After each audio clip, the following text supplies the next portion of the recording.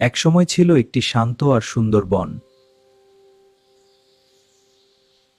এই বনে থাকত একটি খুব চঞ্চল খরগোশ। আর ছিল এক বুদ্ধিমান কিন্তু চালাক শিয়াল। বনের সবচেয়ে দয়ালু প্রাণী ছিল হাতি। একদিন খরগোশ আর শিয়ালের হঠাৎ দেখা হলো। দূর থেকে সবকিছু দেখছিল হাতি। খরগোশ খুব আনন্দে লাফাতে লাগলো। শিয়াল তখন কিছু একটা পরিকল্পনা করছিল। হাতি সবসময় সবাইকে সাহায্য করত। হঠাৎ আকাশে কালো মেঘ জমে গেল।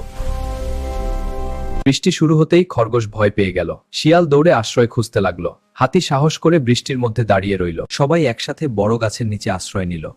কিছুক্ষণ পর বৃষ্টি থেমে গেল। আকাশে ফুটে উঠল সুন্দর রংধনু। শিয়াল তার ভুল বুঝতে পারল। হাতি সবাইকে বন্ধুত্বের শিক্ষা দিল। তিন বন্ধু একসাথে আনন্দে খেলতে লাগলো। এভাবেই বন আবার সুখে ভরে উঠল।